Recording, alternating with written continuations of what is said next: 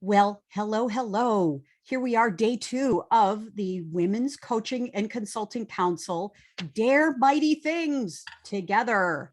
And today's tremendous topic is Dare Mighty Things Together for your career and for your business, for your professional life. We are so delighted that you're here, so grateful that you're here. Yesterday, we had a tremendous day 1 celebrating International Women's Day. So if you had a good International Women's Day, give us a little sparkle fingers here. Thank you. And we're so grateful that you're coming back. Nancy, welcome. Vicky, welcome. Of course, Lisa, Claudia, Saskia, Gloria, Deb, Angela, buongiorno. We're so happy you're here. Thank you. You look so lovely, bringing the Dolce Vita to our call today. Thank you. Of course, my pleasure. Thank you. Our pleasure as well. And Sheila, so glad you're here. Honora, Jen, Michelle, more ladies are going to join us. So big welcome to you. So glad you're here. I'd like to share just a couple slides. Then we're going to turn the podium over to our esteemed faculty members, Lisa Levy and Claudia Harvey, to talk about how do we dare mighty things together for our career and our business. And then I hope you'll wait to the very end, and I'm hoping we'll do some Q&A too. Would love to have our speakers. We're going to ambitiously complete our call at the top of the hour, but you got to wait for the end because I've got a really special treat for you. It's going to inspire you. And I'll just say, you'll be inspired to shine your little dare, your little light. Okay, so wait to the end. Great. So let's just jump right in, shall we? Put a little something in the chat just to say, hey, I'm zooming in from, where are you zooming in from? Because we want to welcome everyone into our program here. So here we go. We're going to share our slides. So welcome again. Wow, it's been an incredible week. We're day 2 of 4 to Dare Mighty Things Together. And this is our Women's Coaching and Consulting Success Summit. Ladies, that's a mouthful. And I'm delighted to say it. I've been practicing it very, very frequently. And I am Kathleen Caldwell. I'm so delighted to be the founder and the chief advocate, the chief cheerleader, sponsor, supporter, advocate for all of you in the Women's Coaching and Consulting Council. I'm an author, speaker, and I'm the proud founder of the Women's Success Accelerator. Several of you are in that year-long accelerated success program. So delighted that you're here as well. And big shout out to everyone who's watching our replay. We get so many downloads, ladies, and so many views of our replays. We're just so grateful about that. So we send lots of love to the great people that are watching our replay. We can't go any further because we've got to say to you, day 1, Dare Mighty Things Together for yourself was just extraordinary, celebrating International Women's Day. And we had 2 magnificent speakers, esteemed faculty members, Sheila A. Anderson, Debbie Silber, Dr. Debbie Silber. It was just tremendous. And put in the chat your takeaway. Maybe you had a 1-word takeaway or 1 phrase from yesterday. It was just awesome. The replay is up, and my goodness, so many great ideas, so much great inspiration. Dr. Debbie talked about how do we put away any betrayal or any hurt feelings or upsets we may have on things that maybe didn't go well in the past. How can we dare mighty things if we're operating on, some subtle things about maybe some resentments or upset or disappointments? We've all had them. So Dr. Debbie was talking about that, how to do that with her research and her studies have been great. And then we picked up, and Sheila A. Anderson talked about reinvention and how to remodel ourselves and how to re-inspire ourselves. And Sheila was just so inspiring herself. So big thank you. Take yourself off mute. Let's put a little round of applause on here. Thank you. Thank you. Great, great. It was super. Before you move on, we're seeing a gray square, not actually your screen. Thank you for that. A gray square. That remarkable. And I so appreciate our wing women. Thank you, Lisa, telling me that. Yes. Sorry, I didn't mean to interrupt, but we weren't seeing. No, I love it. I love it. Let's try this one more time. How's that? Let's try it one more time. Give me a little thumbs up. Can you see my screen now? Are you able to see it? Still gray. Still great. Okay. Well, we'll get that figured out in just a moment. But this today is all about daring mighty things together. And so I'll just read a quick quote here. And so happy about this great quote, Margaret Mead. Never doubt that a small group of thoughtful, committed citizens can change the world. Indeed, it is the only thing that ever has. So here we are, daring mighty things. Love to turn over the podium to Lisa and to Claudia. And Claudia, I think we discussed, we want to hear from you first. And I'd love to do an introduction for you and set you up the way that we love to set all of our speakers up, our esteemed faculty members, in the highest light. So take yourself off mute, ladies. Give Claudia Harvey a big resounding applause here. Thank you, thank you. Yes, Claudia is president and co-founder of BG Wealth Group, and she's CEO of Dig It Apparel. I am so excited to start using my gloves coming here in the spring. These are tremendous gloves, and Claudia is an inventor. She's a global entrepreneur. She's an investor, best-selling author, philanthropist, and in her spare time, she is also the founder of BG Wealth Group's Wealth Council and C-Suite Network. And right now, she and her partner, Craig Dunkerley, are doing the Money Mastery Challenge. So I highly recommend go on LinkedIn, find the link to that, and participate in the challenge. I think we've got now 3 more days, Claudia. We've got a couple more days of the challenge. You can get the replays as well, right? Yes, you can, for Good. sure. Thank you. Would love to have everybody attend, sure. Thank you. Very good. So I'd like to turn the podium over to you, Claudia, because we're talking about daring mighty things for yourself and your business and doing it together, having the courage to reinvent ourselves, the courage to move forward and to be boldly moving forward. So I'd love to spotlight you and turn over the podium. Claudia, thank you. Thank you, Kathleen. Hello, everybody. Kathleen, just do the time thing or just jump in if I'm like running on. Ladies, take yourself off mute. This is a chat. I really, if you have any questions, please feel free just to jump in and ask the questions because this is a wonderful, intimate, caring group, and let's just have a real conversation. As Kathleen mentioned, I am the CEO of Dig It Apparel as well as the president of BG Wealth Group. 12 years ago, I started Dig It Apparel, which was a reinvention, a complete reinvention of who I was and what I was doing. But it was really an extension of all the accumulated experiences that I had as a corporate person, as well as a person in general in life. Like it's all your little experiences along the way that you've become stepping stones to who you are and what your unique abilities are and really honing who you are. I want to draw your attention to the picture that's above me. So I'm going to move my camera here for a second. See that picture there? That, if anybody recognizes that, that is from Dr. Seuss from Oh, the Places We Will Go. And that is an original from Dr. Seuss. I actually got it when I was in San Francisco at the first C-suite meeting that I ever attended in person. So that picture sits above me in my office. I'm in my office right now. And it's a reminder to me of that we're not stagnant, that we're going to constantly move forward. And then we got to dare mighty things, that we are going to do well. Starts with mindset that you're going to do well, because the alternative is just not, it's just not going to happen. When I started as an entrepreneur, I realized that I needed a shift in my life from only working for money to having strength, balance, and harmony with my family and my kids, plus my life, and not just make money for a corporation. So I created Dig It Apparel really from a backyard barbecue conversation with my then business partner and friend at the time. And we created a manicure protective gardening glove for ladies. Starts like this. It's foo-foo shishi. It looks like any other gardening glove, but it's not. Inside, there's actually a nail protective tip built inside each fingertip that sits on top of a lady's fingernails and inhibits the dirt and debris from getting down into ladies' fingertips. Sounds foo-foo shishi, but it's not, because we researched the market prior to us going into the marketplace. and throwing thousands of dollars in creating a new business.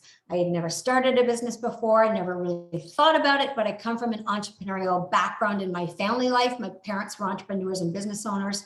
So I lived and breathed the concept of customer service and cash flow and AP and AR and operations and logistics from my dining room table when I was a kid. And that kind of absorbed it, I think, through osmosis. So when I started my business, we researched everything and I dared to start the business, assuming that I would start small and I wouldn't fail. Like failure wasn't actually even in my head, but it was prior to social media. And I really want to get this across because I think this is really important. It was prior to social media. I left my corporate job. I started Dig It, and I did not tell very many people about it, because I was a stay-at-home mom from all intents and purposes. And for 9 months, I created the company. I created the logo, the website, the name, the branding, the vision, mission, the business plan, financial plan, marketing plan, everything combined quietly. I dropped my kids off at school, came back and worked, picked them up for lunch, dropped them back off, worked at night when they went to sleep. So I did it very quietly. Why? Because I did not want naysayers to affect my mindset that I was doing this. There was one person I told in my small group, and that was my dad. My dad, he's passed away since, and he was and is a lovely man. Hi, Dad. But he was very, very, very protective of me. And he really, really, really, really thought I was very silly leaving a 6-figure corporate job behind to start gloves in my living room with my kids running around. So he had his biases. He had his judgment. I didn't want the rest of the world to impact that judgment. I didn't want that on my head. Because as you know, people's impression of you can filter into you, right? It can impact you no matter how much Teflon you have to have it bounce off. So I kept it very quiet. For a year, we created the company. Then we went on Dragon's Den, which is the equivalent to Shark Tank in the United States. And we pitched in front of Kevin O'Leary and 4 other dragons. And it was the #1 show on TV at the time. I didn't tell anybody I was going on Dragon's Den because we weren't allowed to tell anybody on the contract with these types of arrangements. You're not allowed to tell people that you're pitching until you actually air. 9 months later, I was airing on Dragon's Den.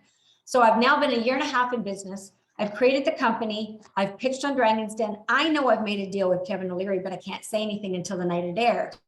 So it was a Wednesday night, and I said to my friends and family around, I said, would you like to come over for a party? Because would you like to come over for a party? My friends love to drink and love to socialize. So, and we were, in our early 40s at the time, so we still had energy. So they said, sure, we'll love to come out. We'd love to participate in a party. I said, oh, by the way, we're watching Dragon's Den. And everybody knew what Dragon's Den was because it was the #1 show on TV. And they said, well, Claudia, why are we watching Dragon's Den? I said, well, because I'm actually on Dragon's Den. And literally their faces were like, what is she smoking? What is she thinking that she's on Dragon's Den? She's a stay-at-home mom. She's in her Lululemon. Like, what are you talking about? So we aired on Dragon's Den that night. Then I claimed the name, my business owner and entrepreneur. Prior to that, I still had the out in my brain that I would still possibly go back into the corporate world. But once I labeled myself entrepreneur, then I put it out to the world, then I put it out to the marketplace. And within 6 weeks, we had a purchase order from one of the largest big box stores in Canada. So I stepped into the role quietly, surely, step by step, with strategic foresight into what I wanted and reverse engineered where I wanted to be. So that was 2010. In 2015, we knew in our business plan that we wanted to be in the United States in 2015. I'm a Canadian company. 2015, well, okay, I'll go back. 2008, 2009, when we were launching the business, what happened in 2009? The recession, right? We had no idea, especially Canadians, that the recession was going to hit as strong as it did, and it was going to absolutely devastate the economy in the United States and somewhat in North America, but Canadians were a little bit less impacted. So by 2015, we wanted to be in the United States, and we still felt that we couldn't, just because your economy was not strong enough to support an external company coming in that was still quite in its infancy. Even though we were 5 years in business, we had Home Depot, we had Lowe's in Canada, we had Canadian Tire, we had Independence, we had new products, I still felt that we had to strategically go into the United States. By 2017-18, we went into the States. 2019, I had hired a number of salespeople in the States. By 2019-20, what happened? The little thing called COVID hit. So again, impacts the company, we were in March of 2020, we were in store, hundreds of thousands of dollars in receivables, not being paid yet, and all the stores in North America shut down. Hundreds of thousands of dollars. So what did Claudia do? I do admit I had a little bit of a boohoo moment. I'm like, but instead of going to trade shows in person, because everything was shut down, to meet the buyers who would impact my next year's sales, I brought the buyers to me. And within a week, I hosted my own webinar to talk about my products to buyers worldwide, because I'm now heading into worldwide. So those buyers, since they had nothing else to do because they were impacted by their jobs, they're sitting at home, we sent out an email to those buyers and 96% of them came onto that meeting that I held in my office. I converted my office into a trade show booth and I held the meeting with the camera just like I would be in a trade show. So in December 2020, go back again, December 2020, which is 9 months after March and COVID hit. December 2020, we had our best season ever. We were in the States and I bought a company. I bought Spot My UV, which was in Walmart and CVS in 2021. So the pitcher on Dragon's Den became the investor and became the venture capitalist, lack of a better term, and bought our own company and now are expanding. So my goal now is to be in 3 continents in 3 years. We will meet that goal by the end of this year.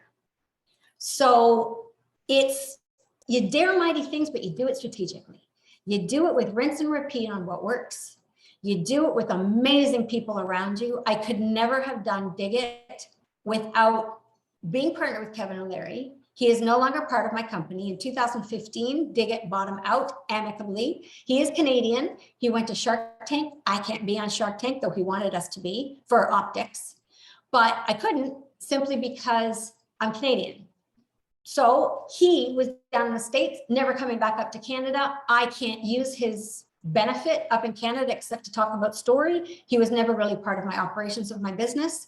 We amicably separated. I bought him out. He made money. I then sold my partnership to Craig Dunkerley, and he then bought out my other business partner that I had started the business with. So there was fluctuations, there was movement, all amicable, all great, no drama. It's just what business is, separating out the life from the drama to what you need to your own goals.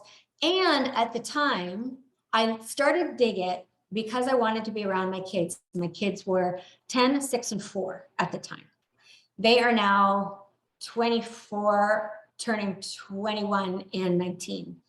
And they literally were around my kitchen table when I was creating my company. I've launched them, I hope, knock wood, successfully.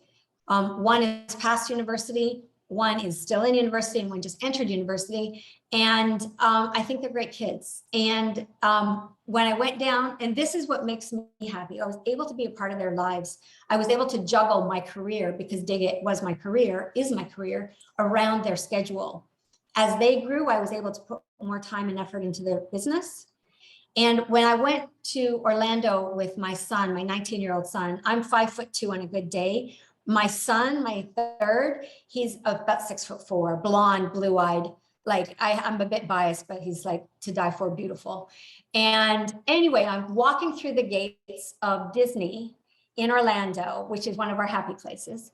And he grabs my hand to hold my hand. And he's almost 19. And it made my heart so happy. That is satisfying.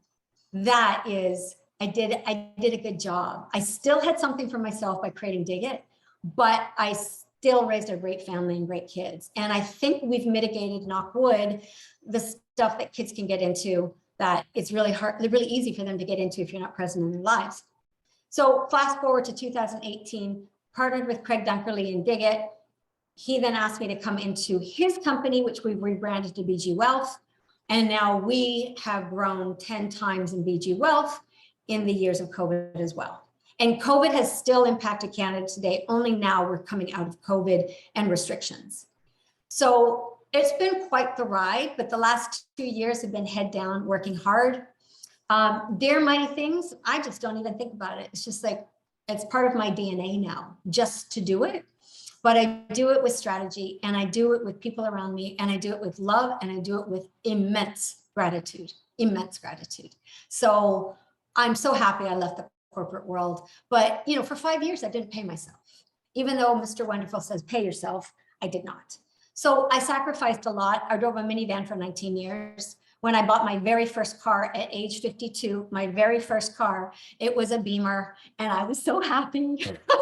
So I've given myself little rewards here and there.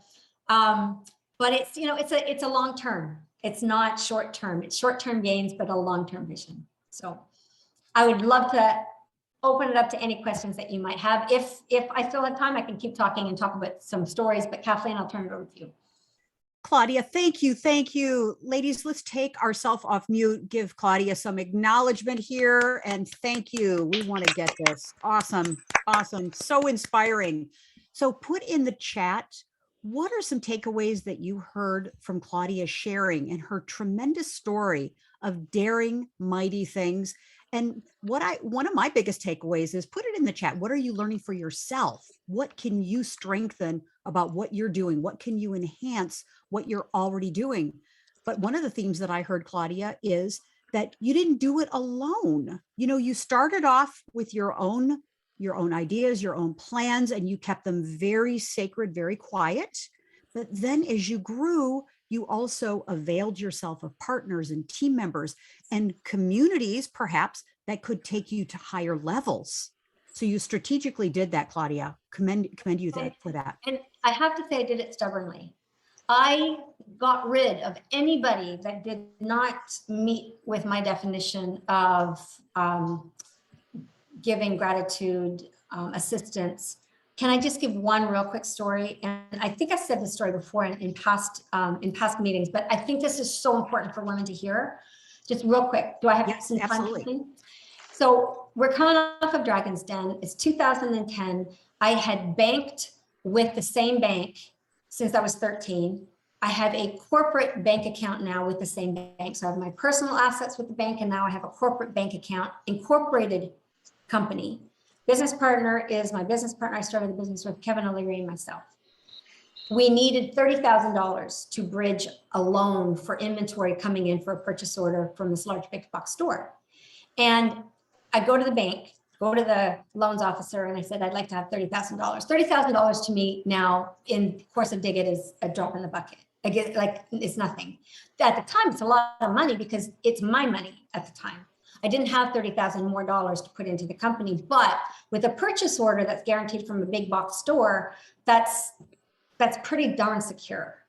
And I'm business partners with freaking Kevin O'Leary, right? So I go into the bank, and this bank manager, or this loans officer says, oh, well, we will consider your loan, but you ready for this, ladies? Your husband needs to sign. And I'm like, excuse me. And he said, your husband needs to sign. I said, all right, dude. I didn't say dude, but in my mind, I'm thinking, dude, my husband's not part of my company. It's an incorporated company. I have business partners. I have collateral, but I even, blah. And he says, no, your husband has to sign. I'm like, oh, thank you very much. Took my little piece of paper back, walked across the street to a bank that I did not know, had no relationship with, went to the, like, there was no, that was not going to happen. There was no ifs, ands, or buts. So I found a solution, went to the other bank, went to the receptionist. I'd like to speak to a small business bank manager now, who was a woman. Her name is Katya.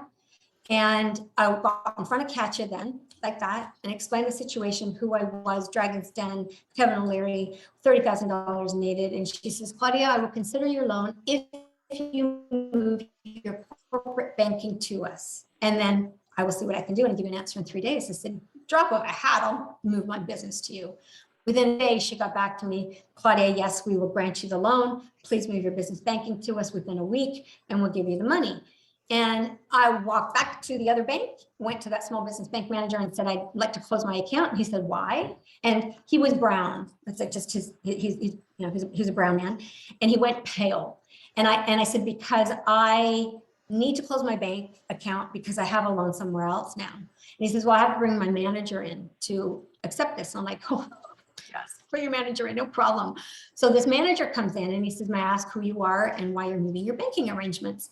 And I said, because this happened. This person did not go to bat for me. I have this relationship for 40 years, well, 30 years at the time with this bank. And I have an incorporated bank account and my business partners, Kevin and Larry, and we have a purchase order from Canadian Tire, the largest big box store in Canada. What am I supposed to do? I'm finding my solution. So he said, can we keep your business if we grant you $50,000? I said, nope, not in a million years. So I closed my bank arrangements with them, opened it with this other bank, and I never looked back. Like, it was great. So my point is, do what you have to do to make your vision happen, and go around it, under it, over it, through it, doesn't matter. Just do it, and do it with grace and say, thank you very much. Doesn't meet my needs, off you go. So your bank, your lawyer, your business partners, if you have them, your friends around you are so, so, so important to meet your dreams. You were daring mighty things, Claudia, and standing for nothing less. I think I was just stubborn, Kathleen. It's a little degree of and really pissed off. Really pissed off. absolutely. Hell hath no fury, right? Yes. By a woman who someone stands in the way of determination. Yes, very great story. Very, very great story, Claudia. And, may I also say that your video on LinkedIn about your beautiful Dig It gloves in Walmart in the US, ladies, go out and get these. You want to get your hands in the dirt, but not your nails in the dirt. You want to get your, come on, go out and get these. They're awesome. Yes. So if I may, as Kathleen mentioned, thank you, Kathleen. We are in Walmart US in 500 stores, and it's a test case. If we do well, Walmart will put us in all stores next year. Walmart buyer, I did the video on LinkedIn, because it's my brand, et cetera. And, I want to get the word out, but our salesperson sent the buyer the video, and the buyer extended our time in store because he sees how much love and attention the CEO and owner of the company still provides it. I work Dig It probably 20% of my time now. I have people, I have wonderful, wonderful team in Dig It, but I've grown that team. But it's all those little details that matter to people. So the buyer is touched, because I made sure he's touched by the story of this little engine that could, with the kids around the table, and he's the age that I started. And he's got little kids because I saw them running around the background. So, in the Zoom meeting. So I'm sure I'm poking his buttons and making sure that I'm, oh, my little kids, this are now grown up and we're a success story, but I'm still blah, blah, blah. It's like you find the nuances of how to talk to people based on your observations of their surroundings as well. So brilliant. And can we then, Claudia, go out to our local Walmart or surrounding Walmart, and if we don't see the Dig It gloves, we can ask for them, or we can get a pair for ourselves and order for a girlfriend too, our best friend or whomever, and get this really activated. That's the power of our community. We can do that for you. Absolutely. Now, I will say we're in 500 of 3,000 stores, so I can't guarantee that you're in the store that's close to you, but we're also on walmart.com. So search Dig It gloves on walmart.com, and a whole bunch of different colors will come up as well. Brilliant. So please sell. I'm a salesperson by heart, so yes. Bye. Great. We'll activate that for you. Awesome. Good. Thank you, Claudia. We'll come back for some Q&A in just a moment. So ladies, and even after you're watching the replay, you can put your questions in our chat, because we're going to get that going on LinkedIn. And at this time, I would like to introduce Lisa Levy. Lisa L. Levy is founder and CEO of L Cubed Consulting. She is an extraordinary strategist, a person who thinks in ways that are so amazing. She can put together a Rubik's Cube in about a second. She has that skill, but she translates those skills into helping businesses and helping individuals, guiding them to think more strategically about their business. Lisa is the #1 best-selling author of Future Proofing Cubed, a book that she created to share insights about productivity, profitability, and process refinement for business and for our careers. So with that, I'd like to turn the podium over to Lisa L. Levy. Take yourself off mute. Let's welcome Lisa. Kathleen, thank you so much. It's such a pleasure to be here with everybody. Before I jump into sort of my story, I want to acknowledge that the journey that I'm on right now, really part of it started a year ago in this room with this group of people. The faces are a little bit different today than they were a year ago, but where I am and what I'm talking about and why I'm talking about it today wouldn't be happening if we hadn't all been together like this for International Women's Day a year ago. Kathleen also does a really amazing job of how she brings people together. Claudia's story started in the 2008-2009 timeframe. I'm going to start mine there too. It was a day kind of like any other, and I was on my way to work. I had in my hand my ticket, but I was going on a special trip that day, and I swiped my ticket to take a seat on a roller coaster. As I sat down and the bar came down, I grabbed hold. And I realized that my knuckles were turning white and the coaster had not even begun to move. I took a quick breath and we started clack, clack, clack. The roller coaster is going up. And we all know that once we reach the peak, the ride begins. So one more quick breath and whoosh, we're off and we're twisting and we're turning and we're out of control, going so fast. I was thinking to myself, I feel a little nauseated and just a tad bit dizzy. And we haven't even gotten to the loop-de-loops yet. So I took another deep breath. I steeled my nerves and I knocked on the CEO's door. The roller coaster is his design. He's called me in early to have a conversation with him. And really that never leads to anything good. So right, the loop-de-loops are dead ahead. I walked into his office. He's a glorious man. He is charming. He is kind. He is gregarious and inviting. He offers me a seat. And as I sit down, he's starting to describe the situation to me. And all I heard was the teacher from the Peanuts cartoons going, wah, wah, wah, wah. Things here are so hard. Wah, wah, wah, wah. We're a startup. We're supposed to be nimble. Wah, wah, wah, wah. We've got a new consultant. I was sitting there and I was listening and I nodded and I smiled.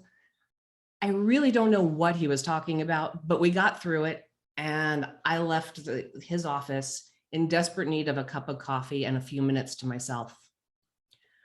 I went next door, I grabbed my cup of coffee and I asked the owner of the coffee shop, Bob, do you have a barf bag? I'm feeling a little sick to my stomach. And he looked at me and he shook his head and he goes, Lisa, you need to just go. Not even going to engage with you. Whatever it is, I don't want to know, just go. So I had my cup of coffee and I started back to the office.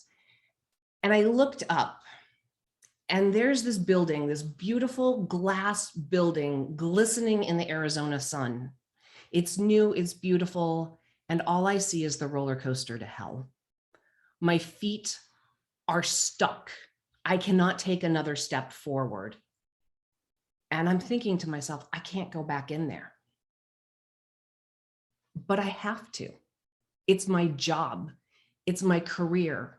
It's my dream job. It's a startup company that brought me in to build a project management process, standardize their business operations so that they can grow and scale. It is everything I had been working for, and I was miserable. The little voice inside of my head says, you can do anything you want to do. Start your own business. I can't do that. I have security. You're single, you have no children, you have nothing to risk, except time, money, and effort. You have all three of those things. I have all three of those things. I can do anything I want to do. I can dare to take the risk to go into the unknown and do something better than anybody else is doing it. In that moment, a light switch flipped. L-Cubed Consulting as an idea was born, and all I had to do is figure out how to make it real. That's the beginning of the journey. In that process, then following it to figure out how to make it real, I had to come up with ideas. I had to test those ideas, and I had to use the ones that worked and take them to market and create my consulting practice. We did that for nearly a dozen years. In 2017, I wanted to stop working with large corporations. I wanted to take the knowledge that we had as a team put together in creating adaptive transformation, take it to a different audience, to business owners who were not billion-dollar corporations, didn't have the money to invest in project management, process management, and organizational change, but blend all those things together and use them strategically in businesses with a run rate at $10 million, at 50 million, at 100, to give them the ability to grow and scale. That brings us to March 2020. World was vibrant until it wasn't. We were in three-dimensional communication. We were out, we interacted with people, and all of a sudden, here we are in our little boxes. I was in one of the initial team meetings with a food distribution company as they were trying to figure out 36 leaders, what they were going to do with the 2-week shutdown. We were only supposed to be shut down for 2 weeks. Sarah is the CEO of this corporation, and she knew things are never quite what they seem. So she brought this team together to elicit feedback on how they were going to weather this storm. I mean, their whole purpose is getting food from their warehouses to restaurants, to commercial buildings where people, need to eat food, and everything has stopped. As I'm looking at all of the squares, there's this guy, and he's literally waving his hands, trying to get the attention. And Sarah says, "Hey, Brian, you have an idea, you want to share something with us?" And he nods his head and he starts, "Brian, you're on mute." He realizes, he touches me. "Can you hear me now?" "Yes, Brian, we can hear you now." "Okay, Sarah, I'm standing in my warehouse. It's 15,000 square feet of food. Most of it is perishable. If we shut the doors and walk away for 2 weeks, when I come back, this place is going to stink to high heaven. I mean, like really bad. And it's a horrible waste." "Okay, Brian, we all understand. That's why we're here today, to have this conversation." No, Sarah, I have an idea. We need to send the food to homeless shelters. We need to send them to community kitchens. We need to get them to places where people are going to be and be hungrier with less access to what they normally have." "Brian, that's a really great idea." Sarah was really pleased. She was smiling and engaged. She said, "But how do we do it?" And Brian laughed. He said, "Sarah, we're a distribution company. We have trucks, we have truck drivers. All we have to do is deliver to different places." Sarah was writing some things down, and she looked up at him and she said, "That is absolutely a brilliant idea." Everybody else is starting to wave their hands and thumbs up, and right. Prior to 2020, did you ever think we would do this on a regular basis? All right, everybody's starting to do it because Brian's onto something. The next thing he pointed out to the group was, not only do we have the food, we also have things like hand sanitizer, toilet paper in bulk quantities, but if we break it down, they could distribute it to grocery stores and get it to places where people are already starting to hoard things. None of these ideas have anything to do with that business's core capabilities, and none of these things are really going to make money. Sarah is actually thrilled because what she has just done is started an innovation engine in her leadership team. As I watched this play out, I was thrilled because at L-Cubed, this is what we do with business leaders, is we help them think differently. Sarah has learned from her work with us that an innovation engine is about having ideas, coming up with a way to test them to see if they work. From those tests, learning, keeping the things that work well, ditching the shit that doesn't, and moving forward with purpose. They were often running. That innovation engine continues to this day and has been expanded across every group in their industry, in their business. And it really all started with Brian being very awkward and unfamiliar with how to work with Zoom because he lives and breathes in a distribution warehouse. This is the power of knowing how to innovate and daring to take a chance, to take a risk, do something, learn from it, and move forward. Kathleen, that's the story I had to tell with the group today. Thank you, Lisa. Yes. So would you one more time so we really hear it? Reiterate those steps to us again. Innovation engine starts with an idea. Always have a big list of ideas. They need to be big. They need to be crazy. They need to be obnoxious. From those ideas, you're going to find the ones that are brilliant. Once you have that list, pick some to test. I call it a conference room prototype. Just play with them a little bit. Get a group of people, 6 of your best friends, you're the trusted advisors, to define out what it could look like.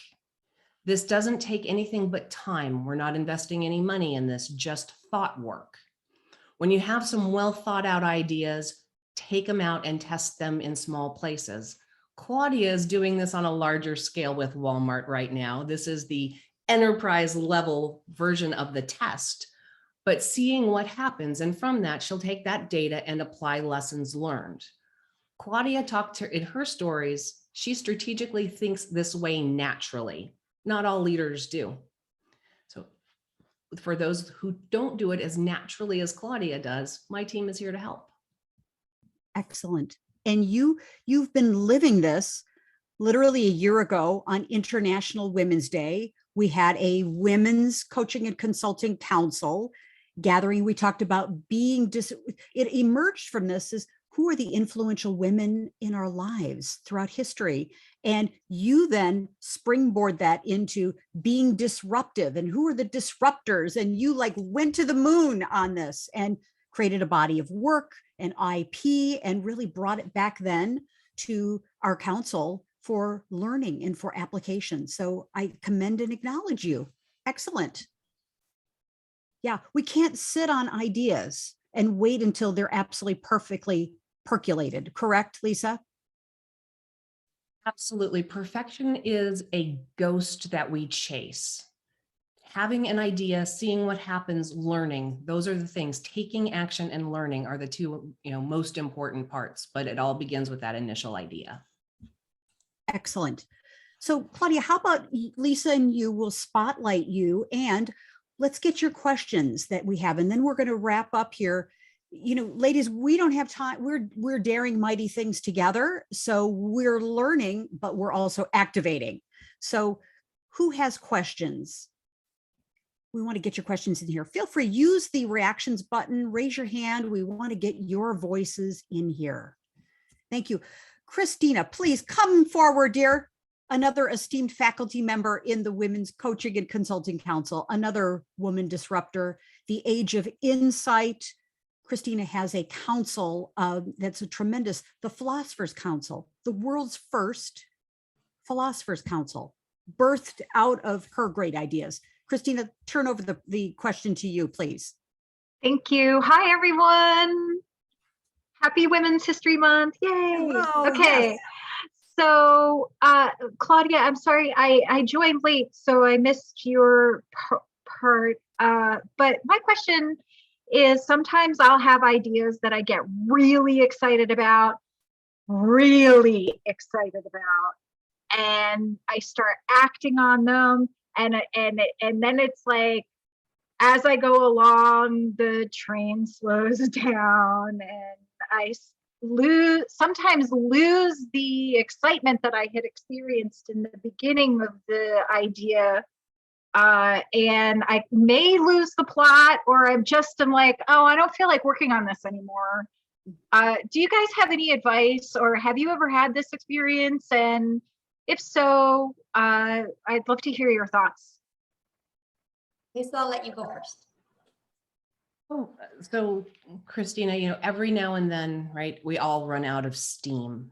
But when I like to think about the ideation and innovation engine, time box some of the work that you're doing, so that you have setting goals and milestones. And I know you know these things. And sometimes, right, it's just about having people in the process with you so that you're not alone, and you have the sounding board and the accountability from others to test your thinking, to challenge the direction you're going, or to lift you up and support you a little bit along the way. Very good points. I agree. I will add to that general rule of thumb that I tell people when they have their new ideas is to research the idea. You're so excited, the adrenaline's flowing. It's like, wow, nothing like this has ever been in the world before. And then you find it has. So, or something similar has, right? So I would research prior to really talking a lot about it. Be excited, but the adrenaline will wear off. It will, because adrenaline is tiring. It just biologically, it's just tiring. Give yourself, if your idea has legs, if you think that there is some validity to it, give yourself 2 years to see if you really like doing what you're doing. And the 2-year mark is you should start making money, and you should enjoy what you're doing. And the 2-year mark is really when the adrenaline tapers out, and then the actual idea really needs to generate its own life force within you. So that's kind of the rule of thumb. And then give yourself the forgiveness that if the idea, and you've given yourself 2 years, is not working, that's okay. That's all right. No big deal. It's better than 10 years and slugging at something you don't like doing. Give yourself the grace that it's your choice to move on to something else. Don't jackrabbit from idea to idea. Start with the research, really determine if it's a fit for you and your lifestyle, and if you can make money from it. My rule of thumb. Brilliant counsel. Yes. And I'm just curious, how many of you have more ideas than hours in the day? Yes, exactly. So prioritizing, the ideas that we have, and it was set on our 60 ideas in 60 minutes session just a couple of weeks ago. We generated at least 100 ideas in that 60 minutes, but keeping the main thing is the main thing. The beautiful Stephen Covey saying. So determining what is your priority, and what is the revenue or potential revenue or income generating idea that provides so much value. So that's it. Yes. Yeah, thank you. So let's turn the podium over to Nancy Gear. Nancy, you are our newest esteemed faculty member in the Women's Coaching and Consulting Council. Nancy is extraordinarily gifted and talented to help you bring your content, your ideas, your IP, your intellectual property out into the world as courses and programs. So Nancy, we are so excited, and we're going to be doing a program with you in about 3 weeks. It's going to be just excellent. So thanks. Thanks, Kathleen. And I just want to add, my last name is pronounced Geary. Geary, that's right. I know, nobody gets it. I should have reclaimed my maiden name when I got divorced, but I didn't. So, oh well. Thank you. This is what, ladies and everyone who's watching the replay, if you're intermittently fasting, this is one of the byproducts of it. Not such a great synapses sometimes. So Nancy Geary, thank you so much. Yes, well, thank you. Thank you. Well, what I'm facing as I look at this, so describe what I do, which has become a very crowded space just because of how we've been living in the last 2 years.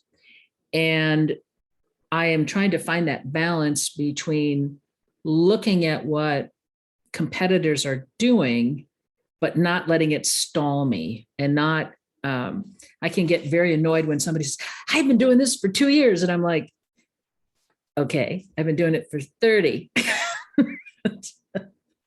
maybe longer. And I'm just, trying to be able to keep that, be aware, look for things that, that are out there that I need to be mindful of, but, find that balance to not let it stall me or create this, bad energy that, show up in a negative way instead of being very positive. So that's kind of, it's all, there's whatever you do, there's always going to be competition, right?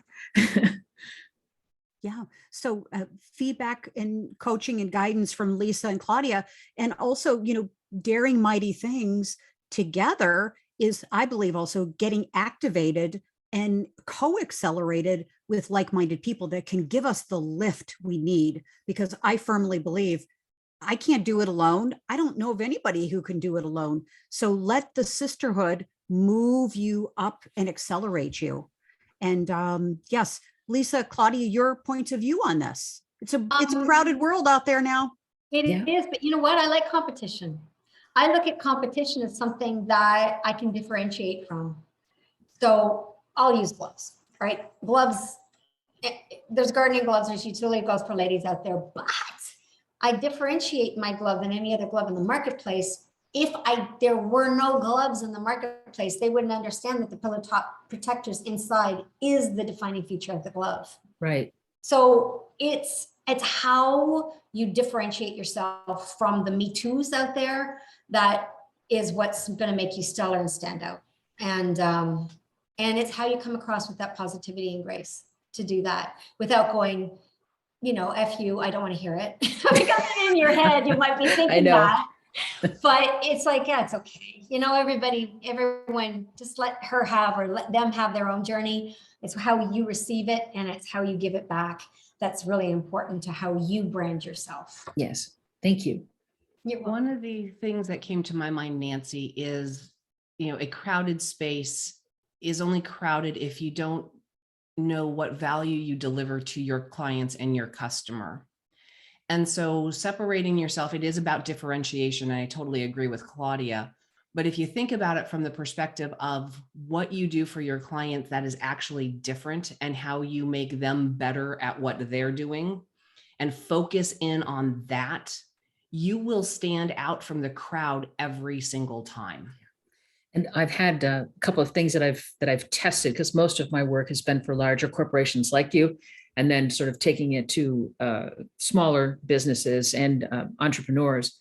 And I've run a couple of programs where people will come out of it and they'll say, I learned more from you in 2 days than I've learned from anybody else. So I'm getting this, good, so it's like, okay, so the momentum is starting to build. And the next time you promote an event, let me come on and do a testimonial. So all these things that you need to have happen, it's all there. And I think part of me is, my heart breaks for people that have tried to do this and they haven't gotten results, and they're frustrated and they're overwhelmed. And it's like, oh, let me just take you by the hand because I know I can get you there. Really, really great, Nancy. And, part of that, I'd love to jump in and just say, for each of us, the why we're doing, and then what we're standing for, and also what we're standing against. Like, we're taking a stand against people wasting their time putting together courses that just don't give you a return, or never seen, or never finished, or whatever it is. Yeah. Like being out there, yes, daring to be out there in the world, having a point of view, being forceful with it. Yes, we're going to get the haters. Okay, tough stuff, So let's get in the ring, dare mighty things together. And Nancy, you got this, lady. You're in the right tribe with the right women at the right place at the right time, doing the right work. I'm very glad to be here. Thank you. Thanks so much, ladies. Thank you. Good. Angela Santi, come forward, dear. Buongiorno. You have a Buongiorno. question. Angela Santi is super happy to have the opportunity to attend finally an event that for me it's during the evening and not during the night. So having said that, I'm blown away by the story, super inspired, and I loved it. And my question is, I wanted to say, first of all, yes, unfortunately, in Italy, we have the same problem with the banks. Your husband, your whatever, it will change. And really, I'm 100% on the importance of having the right people on board. So this is my question. Here we have a role, a consultant, very important. It's tax and accountancy that you have to talk to all the time because the bureaucracy in Italy is terrible. And every time that she sees how much I invest for services and in the United States, which cost 4 or 5 times as much as in Italy, she's always, you have to stop it because costs are certain and revenues are not certain. So, and I'm like, she's not an entrepreneur. She understands nothing. She just understands of, of those numbers. But my question is, when it's the time, how do you understand if you're hitting a wall or if it's just a matter of time for your idea to rock and to crack the code, or how do you say that in English? And how many of you have that same question? Give us some sparkle fingers. How do you know? Yeah, yes. And Angela, this is going to be a topic of another program because, it's how do we know where the flow is? How do we get into the downstream of our business, the easy street? there is an easy street. However, sometimes it's hard to find it because we're so busy on the tough street, right? Yes, thank you. So if I could please. if I could jump in, Angela, product versus service business, different kind of answer sometimes. In a product-based business, it's a lot easier to determine the ROI if you're putting marketing dollars or strategic dollars into growing your business, because if I can spend $10 on Instagram ads, I can generate $30 in sales. That's my rule of thumb. $1 of marketing is $3 of revenue in general. There are times when you have to spend money just to activate your brand awareness. And that sometimes doesn't garner ROI short term, it garners ROI long term. There are many, many marketing modalities that you can do for your business. And we can go offline with that if you ever want some help with that, Angela. I call it the 360 marketing approach. Mm-hmm.